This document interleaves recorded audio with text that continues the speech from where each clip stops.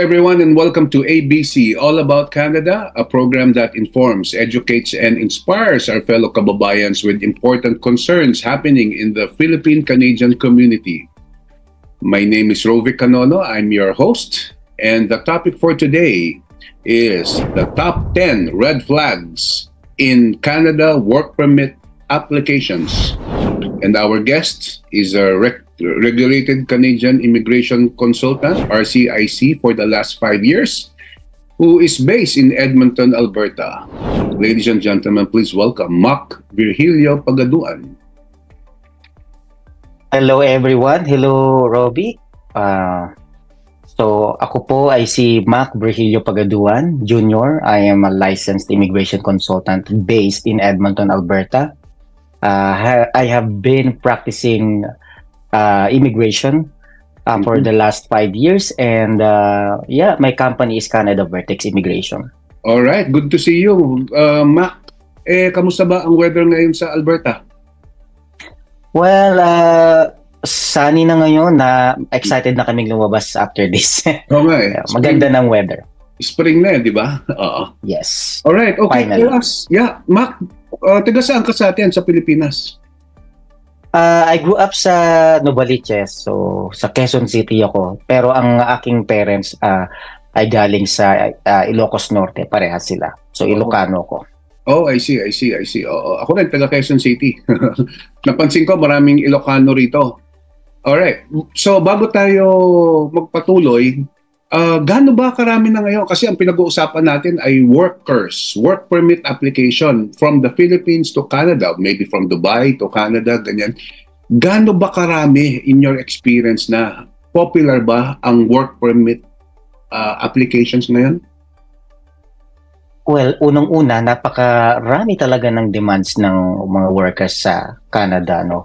Akala natin after pandemic mawawala na yung mababawasan ng needs, pero hanggang ngayon dumarami pa rin yung labor shortage sa Canada. So for my practice, I have been practicing this profession at hindi nawawala ang work permit. So palagi akong may employer na clients at employee na clients, so all around the world. Ano ba ang popular na mga job opportunities para sa mga Filipinos? Well, ang service industry, food and services industry is, remains the top na needs ng ng kahoy, ng economy. Yeah. Kahoy. Dahil sobrang daming kahoy sa Canada. Isa din 'yan, pero food services industry ang sinasabi ko, yung mga food services like sa mga restaurants, food. Yes, sa mga restaurants, and hospitality industry also remains top. So food. So ikaw ba, saan ka nagsimula, Mac? Good question. Very relevant yung question mo kasi I started as a food counter attendant as well way back in 2012. So nag-work ko sa Tim Hortons ng 3 taon.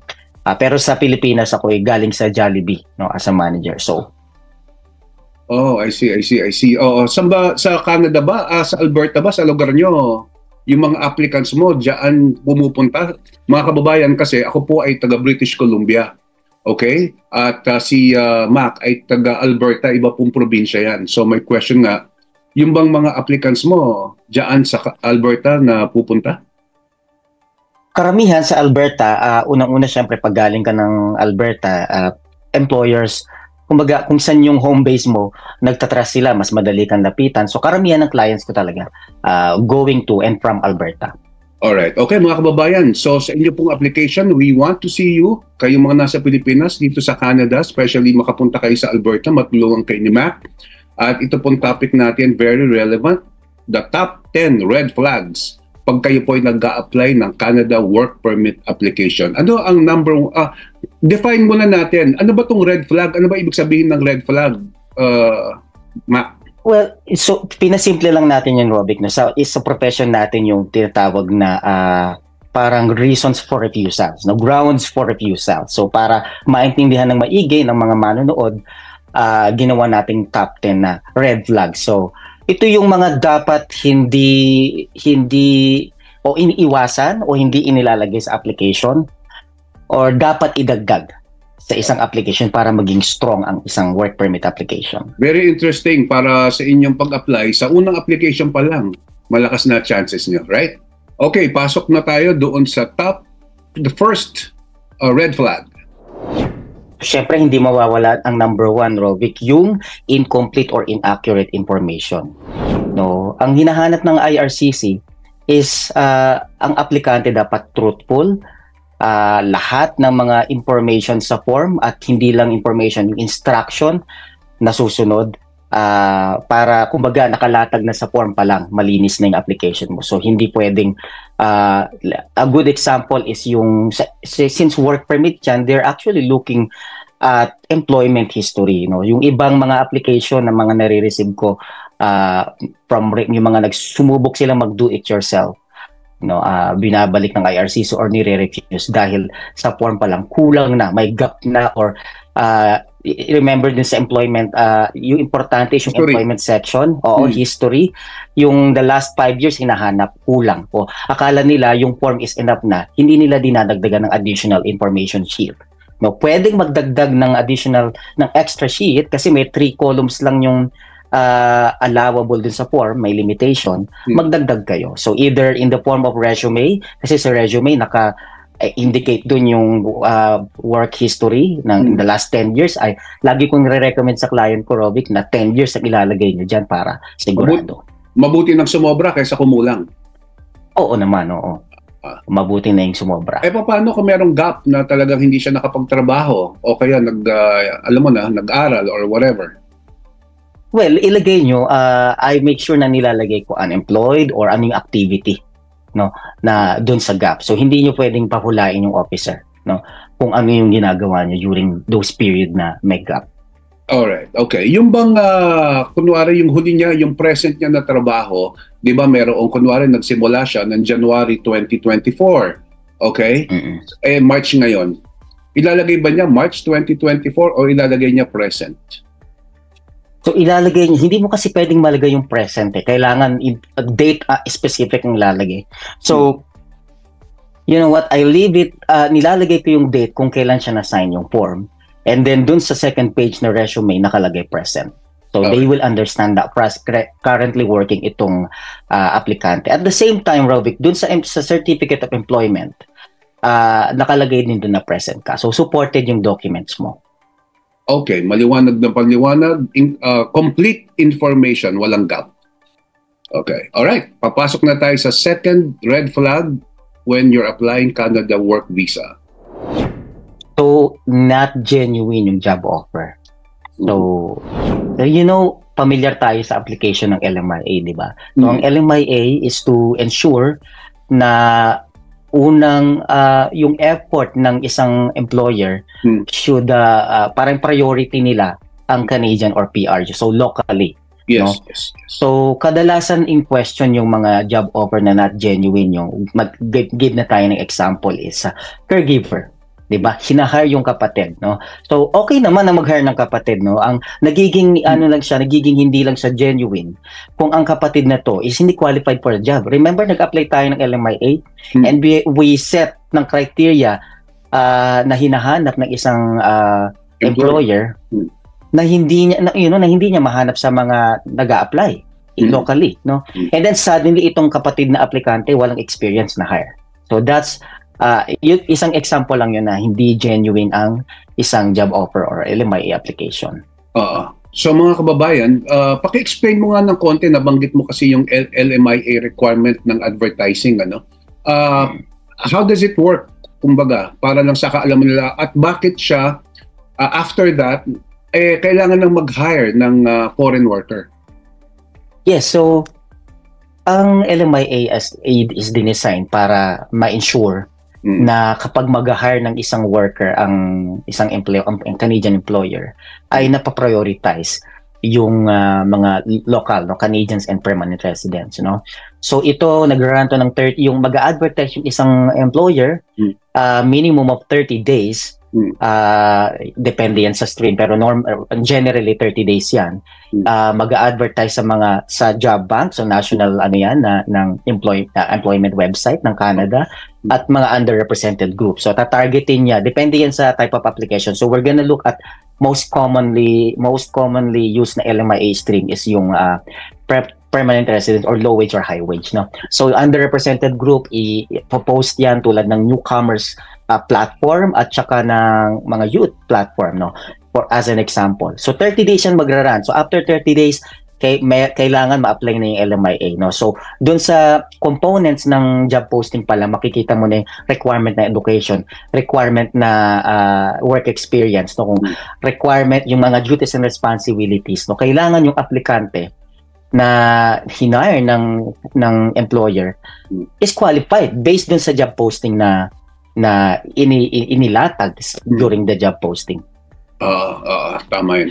Okay, so maliwanag. Ngayon, papasok na tayo sa top 3 red flag. Yung top 3 natin is lack of supporting documents. No, napaka-importante nito. Kung gaano man kaganda yung application mo, yung form mo properly filled out, no? Ang ganda ng resume mo, pero yung mga minention mo sa resume mo, kulang ang present mo na employment certificate, for example. Very common kasi sa atin, Rovic, yung sa Pilipinas, pag merong employment certificate, walang duties and responsibilities. Nakalagay lang doon kung kailan very basic lang yun naman, no? So ang gusto ng immigration, kung ano yung mga na-declare mo, kung work permit yan, huwag ka masyado mag-focus sa ang dami mo pinasa na mga masteral mo na certificate o ang daming training na hindi related. Example, as a food service supervisor, no? May mga present ka dyan na welding certificate, pero wala ka namang work experience.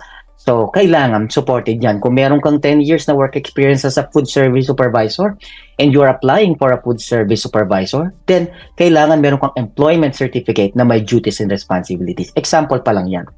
So, a common mistake din ng mga kababayan natin, Robic, yung walang NBI clearance.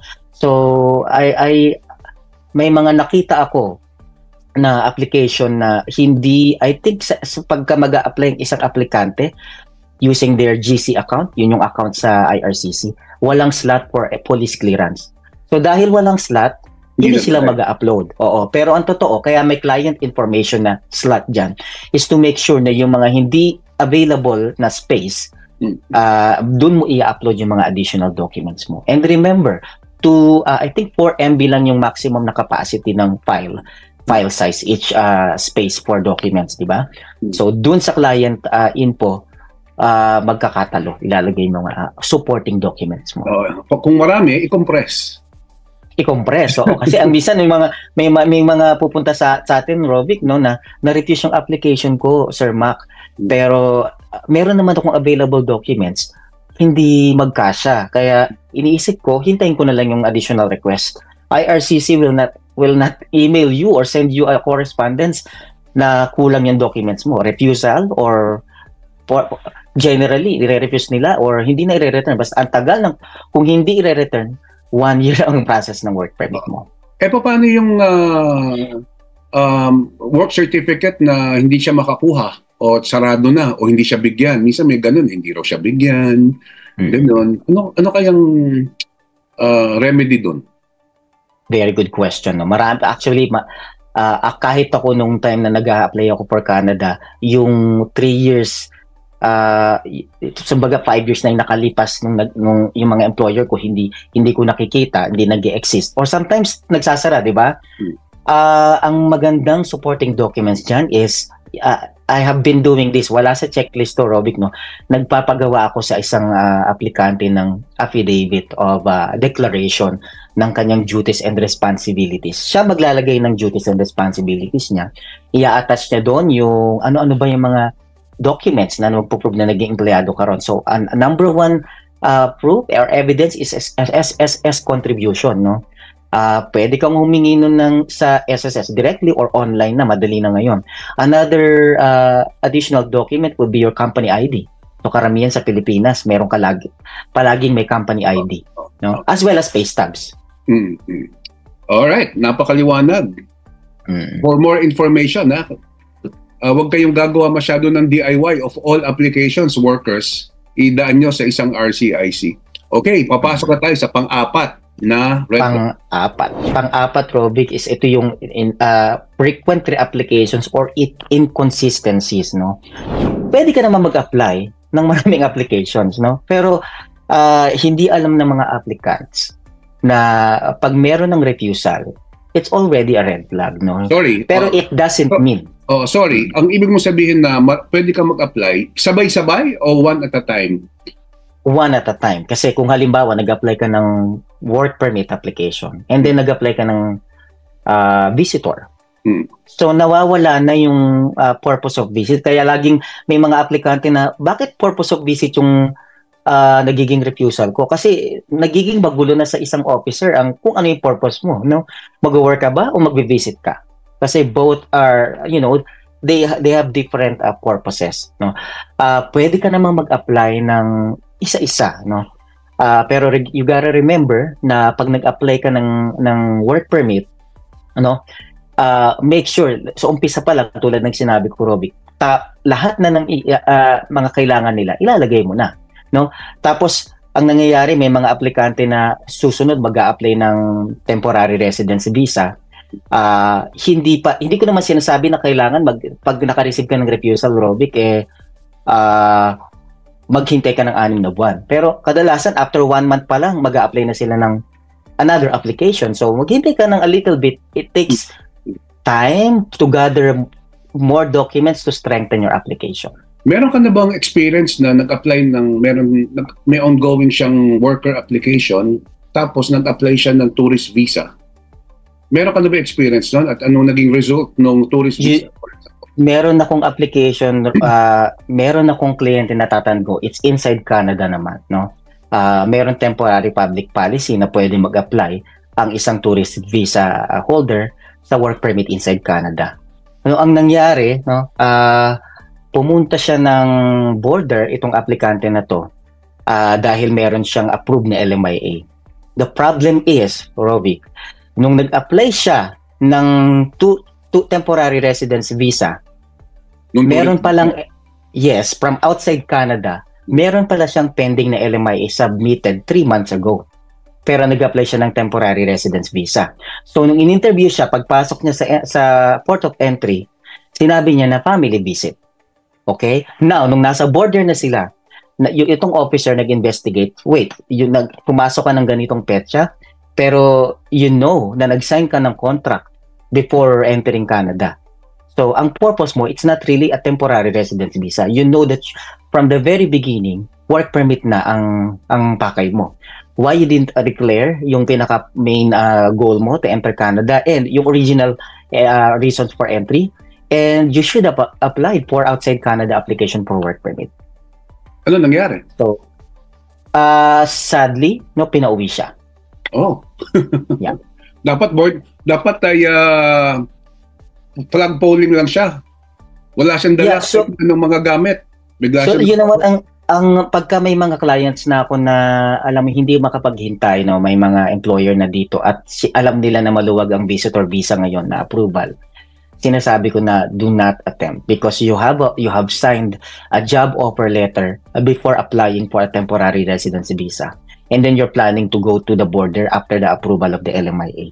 So they will question you, what's your original entry? Kung ano talagang pakay mo. So when they did the interview sa port of entry, sinabi mo na temporary residence lang. And then eventually, nagpunta ka ng border for work permit application at the border. Pwede naman yun, Rovic. Basta make sure lang na lagi akong yung safety ng client ang iniisip ko, no? Maraming mga nakakachamba na pagbibigyan, pero pag nataon ka sa senior officer or yung mga officer na pasikat pa lang, alam mo yung kaka-up pa lang, sila yung medyo mabusisi. May ugali rin sila, di ba? Tao rin naman yan. Tao rin. Alright. Okay, so thank you so much for that a very informative fourth red flag. Papasok na tayo sa pang-5 na red flag. So ito, importante to, no? Admissibility, no? Yung previous immigration violations or criminal records. May mga aplikante na, they don't understand na patawan sila ng inadmissibility, no? Umuwi sila ng Pilipinas, na-remove sila from Canada, and they don't know the procedure. Of course, the employer, hindi rin nila alam. Kung akala nila pag umuwi na, pwede na mag-hire ulit kasi qualified naman si applicant. Pero depende yan kung paano ka na pauwi, no? Kung kailangan ng authorization to return, it takes 1 year after you left Canada, or is it kung gaano yung severity ng naging violation mo, no? So consult sa isang sa RCIC, no, or sa lawyer kung may mga ganitong kaso, kung allowed ka na ba bumalik ng Canada, or 'di ba may mga tinatawag na rehabilitation, no? Kailangan mong ma-overcome yung inadmissibility mo. Depende yan kung gaano ka severe yung naging violation mo. Another one is pinagsama ko na yung criminal records, no? Kung importante yung alam ng isang immigration consultant, no, kung ano yung equivalent ng offense mo from outside Canada criminally. So simple example, meron akong client, Robic, na meron palang naging kaso matagal na hindi naman, kung i-convert siya sa Canadian yung laws, severity, no, law, pwede siyang makapunta ng Canada pero hindi niya dineclare. Sa NBI makikita kasi yung record, no, wala namang sinasabi rin kung ano yung naging offense for privacy reason. Pero meron silang parang notes doon. I think no record on file, if I'm not mistaken. Pag ganun, meron naging case in the past pero kailangan lang ng clearance. So yun, nakaka-delay yun ng isang alam ko no criminal record. No criminal record. Pag sinabing ang findings mo sa NBI, no criminal record, hindi ibig sabihin no criminal record ka. Ibig sabihin, ewan ko ba kung bakit gano'n ng... I know, di ba? Sana meron ng note na mas malinaw, no? Yun ang wini-wish ko kasi ngayon ang lesson ko is chine-check ko na talaga yung ano ba ang ibig sabihin nito. Imagine mo, no criminal record pero may record pala dati. Di ba? Pilipinas So mga kababayan, tandaan nyo, yung kapag meron kayong immigration violation tsaka meron kayong criminal record, kahit na gaano pa siya katagal, you have to declare it. Kung meron kayong RCIC, sabihin nyo sa kanya kahit na matagal na. Do not assume na hindi ito makikita. Alright. Okay na ba tayo doon sa 5 na yun? Papasok na tayo sa number 6? Okay na. So number 6 is failure to meet health standards, no? Or yung in our term, medical inadmissibility. No, importante na it's a red flag kung ang naging sakit ng isang aplikante noon ay nagpo-pose ng risk sa public health, no? Yes, public health, and at the same time meron ding financial nakaakibat yun. Ayaw din ng government na nagiging burden ka for may threshold kasi na tinatawag per person. No, hanggang dito lang yung amount na kaya na ibigay ng government. Pag na-deem nila na yung sakit mo in the past is nakakahawa at makakapagdagdag sa health expenses ng government for each individual, then it's going to be a red flag. So yung experience ba, ano yung common na medical red flag ng mga red flags? So ito, red flags is yung mga may sakit tulad ng mga may sakit sa baga noon, no? Tuberculosis, it's hindi naman siya ngayon, dati kasi is it's a big deal pag nagkasakit ka niyan, maraming namamatay diyan. Ngayon may gamot na. So pagka meron ka nito in the past, makikita yan sa lungs, sa x-ray mo. Na pag nakita yan sa x-ray, of course, de-declare mo na yung iba kasi akala pag hindi dineclare kasi magaling na, 'di ba? Hindi makikita. So maging honest ka, makikita yan sa x-ray. Pag nakita yan, they will just yung panel physician will just send you additional test, medical furtherance. No? Meron akong client nga na may sakit na TB or pneumonia noon, no, in the past, TB or pneumonia. Meron sputum test na additional na nang-cause ng delay ng another 3 to 6 months. True yan, true. Kapag marami kasi dyan, may TB sa Pilipinas, hindi nila alam. Inactive totoo yan, no? Inactive TB. Malalaman lang nila nung nagpa-medical sila sa isang clinic na accredited ng Canada sa Philippines. O meron yata, Rovic, no, hindi ako masyadong medically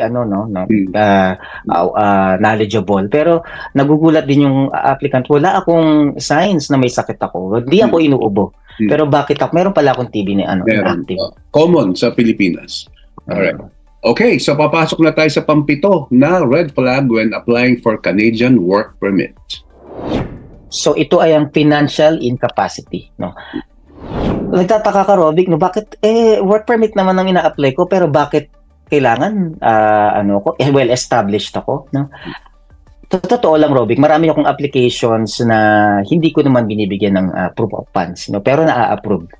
Pero minsan, 'di ba, nasa regulation niya na ang officer can actually check on financial capacity ng isang applicant. Napaka-weird, no? Kasi magtatrabaho ka naman. Pero that's nasa regulation 'yan, no? Power trip. Pag tinamaan ako ng saltik, hahanapan ko ng ganito. Hindi, totoo, right? Nakakatawa. May mga aplikante ako na refuse because of that, no, nagaling sa Singapore, tapos financial capacity ang naging problem.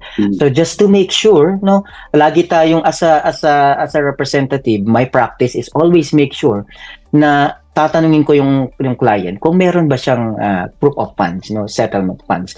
Isinasama ko yung application na yan, lalo na pag skilled worker or provincial nominee. Gusto nila kasama nila yung kasi eligible naman for open work permit at study permit or student visa yung mga anak nila. So yun na nga, sasamahan ko yan. Yun na nga ang gustong sigurong follow-up question sa iyo eh. Pag na-approve sila ng work permit, pwede ba nila isama ang pamilya nila at magkano more or less ang proof of funds na kailangan nilang ihanda o ipakita? Very good question, Rovic. Yes, pwede nilang isama doon pa lang sa initial application yung kanilang family member. Nasa regulation yan na pwede. Again, palagi kong sinasabi sa client, let's just be safe.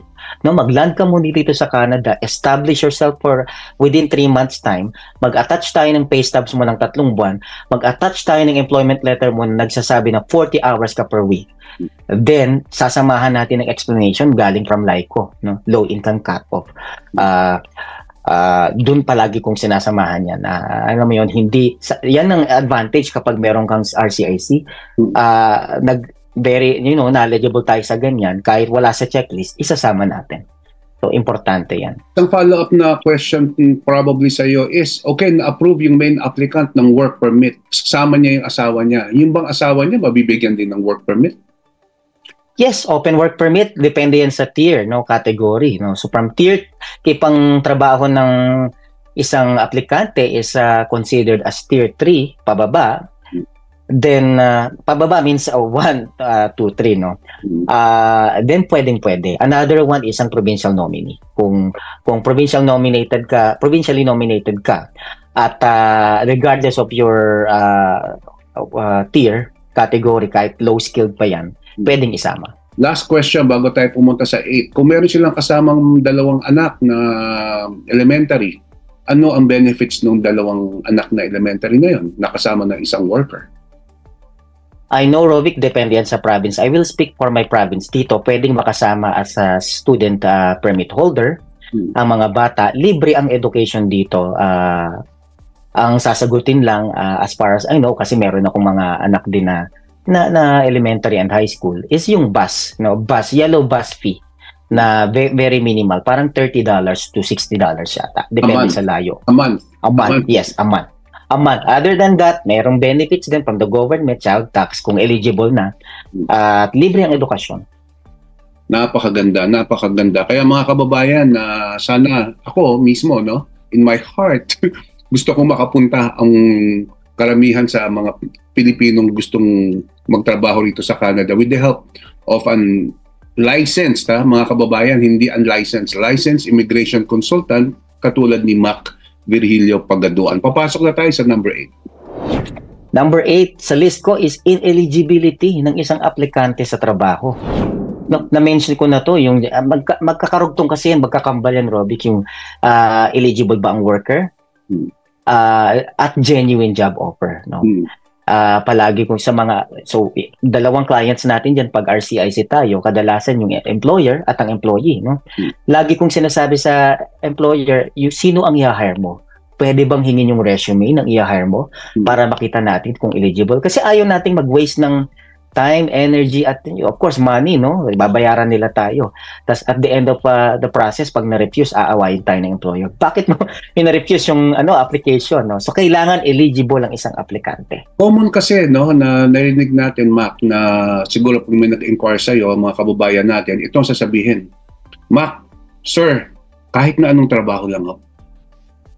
Di ba? Very familiar. Oo. Yes.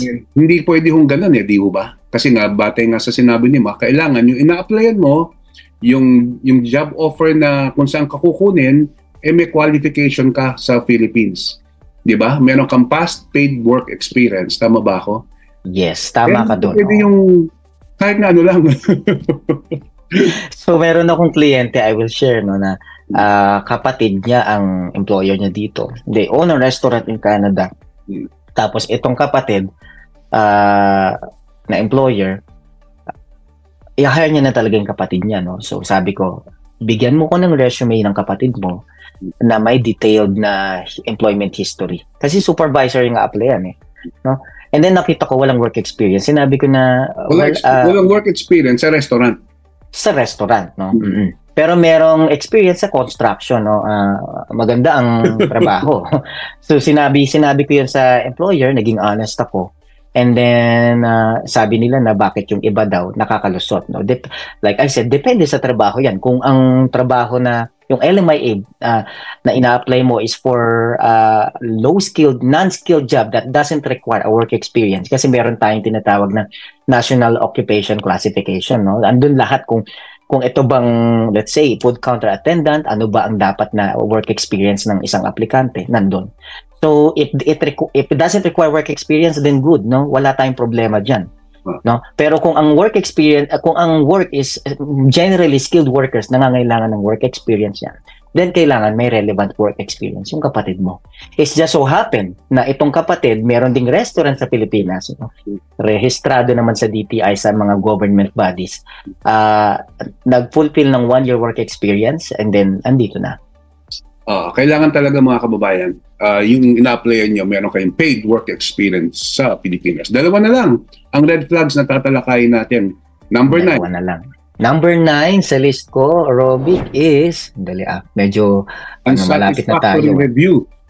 Unsatisfactory review. No, so ito, pagka meron kang, unsatisfactory interview. No? Interview.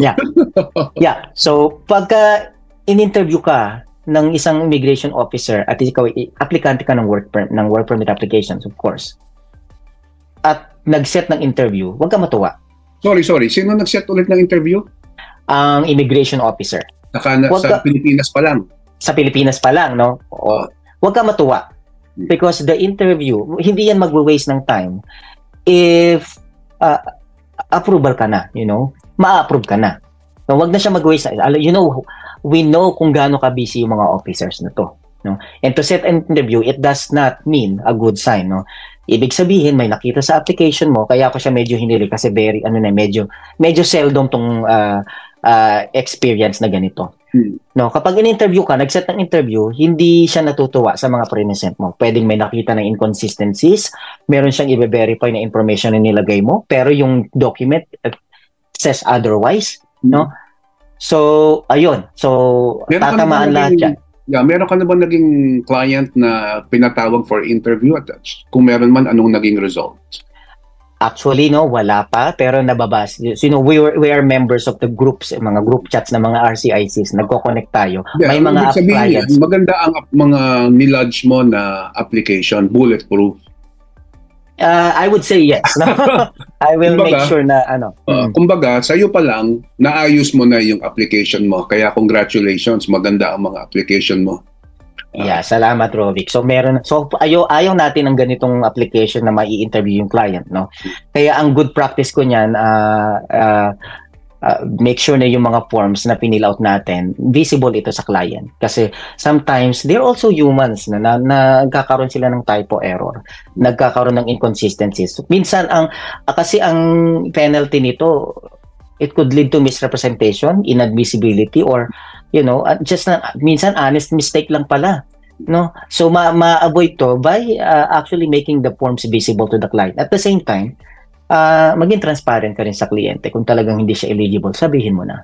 Yes, mga kababayan, ibig sabihin na binanggit ni Mac na misrepresentation ay pwedeng ma-deny ang new application at maban ang ka na pumunta for about 5 years dito dahil sa hindi tamang mga information. Okay, last na to. Mac, nasa pang-sampu na tayo. Papasok na tayo sa pang-sampung red flag when applying for Canada work permit. So, sinali ko yung lack of temporary intent, no? Overall documents, minsan pagka nakaka-receive tayo ng purpose of visit na refusal, akala ng aplikante kulang lang sa letter of explanation, no? Pero hindi nila alam na yung overall quality ng application, it's very important para ma-establish mo yung intent mo as a worker, no? Kung minsan may mga application na applicant tayo na magpapasa sa akin, hindi ko naman hinihingin ng letter of explanation kasi hindi ko naman kailangan ng letter of intent, to be honest, no? We put letter of submission, no? Submission letter from RCIC to highlight yung para makapag-build ng strong case sa isang application. Pero ang aplikante minsan kung ano-ano nilalagay na hindi na required, no? Assets na alam mo yun na pati ari-arian ng lolo, ng lola, isa nasama, wala namang deed of donation or whatever. So, eto, just be straightforward. Kung work permit ang application mo, make it as a work permit application. Wala nang kung ano-ano. So lumalabas, para lang sa kabatiran ng mga nanonood, nakikinig sa atin, kahit na work permit ang in-applyan mo, kailangan ipalabas mo na ikaw ay babalik ng Pilipinas. Tama ba? Tama. So, ang irony doon, no, ang karamihan sa mga workers, and IRCC is also aware na may permanent residence pathway. Yes. No?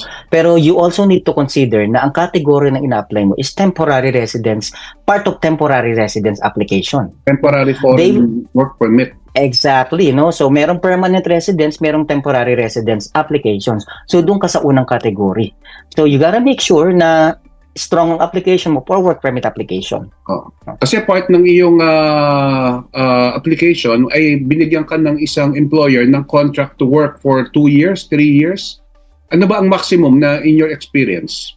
3 years for high wage application. So mga 3 years, mga kababayan, yan yung after that, ipapakita nyo sa immigration officer na babalik sila sa Pilipinas, tama?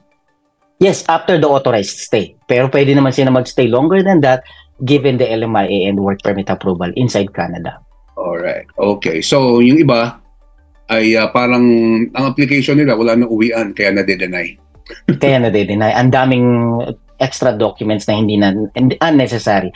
So overall, yung sa number 10 is to simplify the work permit application. It should be the work permit application package. Para ba yung less talk, less mistakes?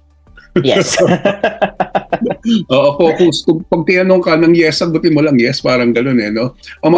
Kasi minsan pag tinatanong, isa sa mga lessons na natutunan ko rito nung bago ako, ang Pilipino, pag tinanong ka lang na answerable by yes or no, yung ibang Pilipino, umiikot. Ang daming sinasabi. Paikot-ikot na, no? Ay, kadalasan pag nasa border sila, no? Binibigyan ko sila ng 10 top 10, mahilig ako sa top 10 questions, no?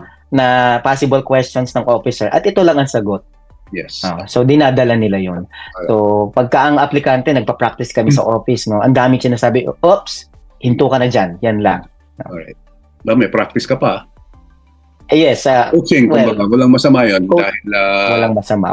Dahil part ng ating duty 'yon na review yung qualifications ng ating clients. Okay, napakaganda. The top 10 red flags in your work permit applications. Ito po ang naging topic natin. Ano ang inyong final na payo sa mga kababayan natin, Mac? Ang pampapayo ko lang, mga kababayan, is wag niyong lalangin ang work permit application.